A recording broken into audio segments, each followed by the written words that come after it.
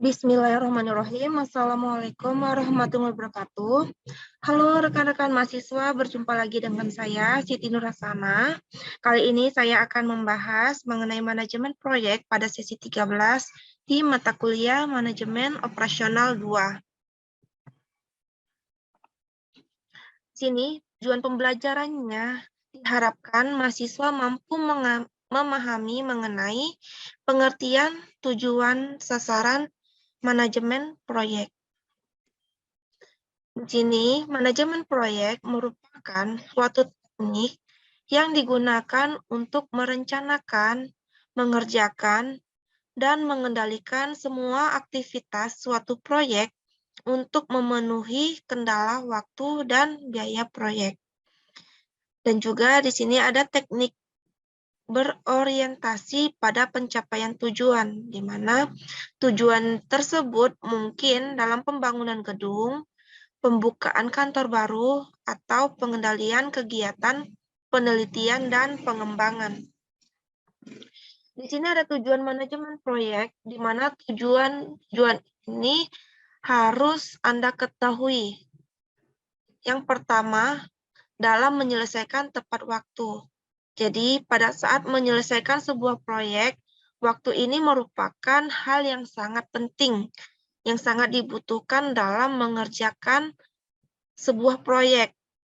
Jadi, salah satu kunci keberhasilan dalam menjalankan manajemen proyek adalah dengan memberikan keyakinan terhadap pelanggan, terhadap waktu yang sudah ditentukan dalam menjalankan proyek.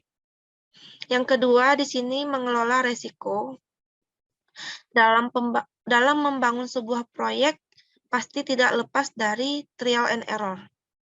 Jadi, ketika menyelesaikan proses yang dijalani pada proyek tersebut, tentunya ketika Anda salah atau lalai dalam pengerjaan, pasti akan mengganggu setiap pekerjaan Anda. Namun, dengan Anda melakukan manajemen proyek, apapun yang Anda alami, baik kesalahan ataupun kelalaian yang terjadi pada pekerjaan Anda dapat mengatasinya pada saat resiko itu terjadi. Yang ketiga, di sini ada mengelola tim. Ketika menjalankan sebuah proyek, kualitas sumber daya manusia sangatlah dibutuhkan dalam melaksanakan proyek tersebut. Jadi peran manajemen proyek ini menggerakkan setiap anggotanya dengan tujuan agar dapat melakukan perannya dengan baik dan memiliki kemampuan dalam mengelola sebuah proyek yang dikerjakan. Yang keempat, di sini membuat perencanaan yang tepat. Jadi dalam melakukan sebuah proyek, tentunya setiap manajemen proyek pasti akan mengarahkan pada perencanaan yang baik dan tepat. Jadi perencanaan yang dimaksud di sini itu adalah melakukan sebuah pekerjaan yang mencakup seluruh proses awal hingga proses akhir dengan memaksimalkan kualitas dan kapabilitas. Sehingga setiap rencana yang sudah dirancang sesuai dengan apa yang diinginkan. Yang kelima, yaitu menjaga anggaran. Jadi anggaran ini merupakan kunci dalam membuat sebuah proyek. Dengan mengkaji setiap anggaran, maka akan dicari jumlah anggaran seminimal mungkin. Tetapi dengan anggaran tersebut, manajemen proyek akan semaksimal mungkin untuk menunjang tercapainya kriteria proyek yang telah ditentukan di awalnya. Oke, 5 ini merupakan tujuan manajemen proyek. Kemudian ada sasaran utama dalam manajemen proyek. Ada 5 kategori. Yang pertama, pengembangan dan penyelesaian sebuah proyek dalam budget yang telah ditentukan, jangka waktu yang telah ditetapkan, dan kualitas bangunan proyek sesuai dengan spesifikasi teknik yang telah dirumuskan. Yang kedua, Bagi kontraktor yang bona fide-nya itu untuk mengembangkan reputasi akan kualitas pekerjaannya, pasti akan dipertahankan. Yang ketiga, menciptakan organisasi di kantor pusat maupun di lapangan yang menjamin beroperasinya pekerjaan proyek secara kelompok. Kemudian yang keempat, di sini menciptakan iklim kerja yang mendukung baik dari segi sarana, kondisi kerja, keselamatan kerja, dan juga komunikasi timbal balik yang terbuka antara atasan dan bawahannya. Yang terakhir, yang kelima, yaitu menjaga keselarasan hubungan antara sesamanya sehingga orang yang bekerja akan didorong untuk memberikan yang terbaik dari kemampuan dan keahlian mereka. Ini adalah 5 kategori sasaran utama dalam manajemen proyek. Kemudian di sini manajemen proyek meliputi perencanaan, peraturan, pelaksanaan, dan pengendalian, di mana proses ini merupakan proses manajemen.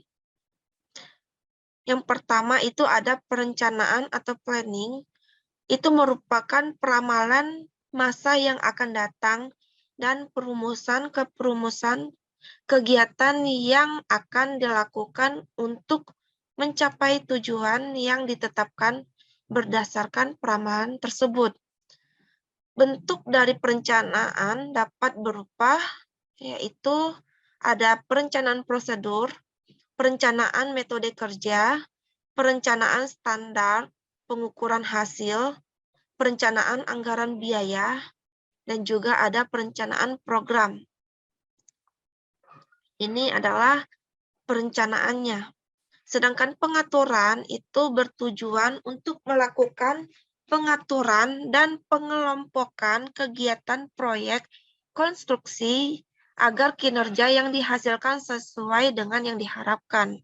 Jadi tahap ini menjadi sangat penting karena jika terjadi ketidaktepatan pengaturan dan pengelompokan kegiatan, bisa berakibat langsung terhadap tujuan proyek.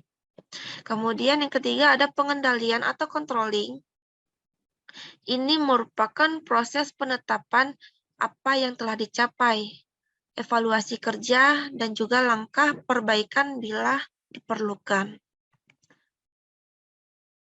Nah, yang pertama itu yang tadi sudah ya, proses manajemen yaitu perencana proyek. Di sini lebih jelasnya lagi, untuk mengerjakan beberapa proyek sekaligus seperti yang terjadi di beberapa perusahaan besar.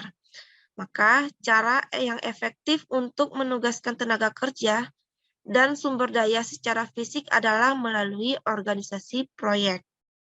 Maka organisasi akan bekerja secara baik apabila yang pertama itu pekerjaan dapat didefinisikan dengan sasaran dan target waktu khusus. Yang kedua, pekerjaan unik atau tidak biasa dalam organisasi yang ada. Yang ketiga, pekerjaannya itu terdiri dari tugas yang kompleks dan saling berhubungan serta memerlukan keterampilan khusus. Yang keempat, proyek bersifat sementara tetapi penting bagi organisasi. Yang kelima, proyek meliputi hampir semua lini organisasi. Nah, jadi organisasi proyek oleh seorang manajer proyek yang mengkoordinasikan kegiatan proyek dengan departemen lain maupun membuat laporan kepada manajemen puncak. Jadi di sini ada 4 tanggung jawab manajer proyek untuk memastikan yang pertama, seluruh kegiatan yang diperlukan diselesaikan dalam urutan yang tepat dan waktu yang tepat. Yang kedua, proyek selesai sesuai dengan budgetnya. Yang ketiga, proyek memenuhi sasaran kualitas. Yang keempat, tenaga kerja yang ditugaskan dalam proyek mendapatkan motivasi, arahan, dan juga informasi yang diperlukan dalam pekerjaan mereka. 4 ini merupakan tanggung jawab oleh manajer proyek. Kemudian yang kedua, di sini ada penjadwalan proyek. Penjadwalan proyek ini meliputi urutan dan membagi waktu untuk seluruh kegiatan proyek. Jadi, pendekatan ini digunakan diantaranya adalah diagram Gantt. Untuk membantu penjadwalan manajemen proyek, ada 4 bidang. Yang pertama, menunjukkan hubungan tiap kegiatan lainnya dan terhadap keseluruhan proyek. Yang kedua, mengidentifikasikan hubungan yang harus didahulukan di antara kegiatan. Ketiga, menunjukkan perkiraan biaya dan juga waktu yang realistis untuk setiap kegiatannya. Yang terakhir, yang keempat, membantu penggunaan tenaga kerja, uang, dan sumber daya lainnya dengan cara hal-hal kritis pada proyek. Nah, ini merupakan penjadwalan proyek. Yang terakhir, di sini ada pengendalian proyek. Pengendalian proyek ini melibatkan pengawasan ketat pada sumber daya, biaya, kualitas, dan budget. Pengendalian ini juga berarti penggunaan loop umpan balik untuk merevisi rencana proyek dan pengaturan sumber daya kemana diperlukan. Ini merupakan pengendalian proyek. Oke, sekian pembahasan saya mengenai manajemen proyek. Terima kasih. Semoga semuanya dalam keadaan sehat dan tetap semangat ya. Assalamualaikum.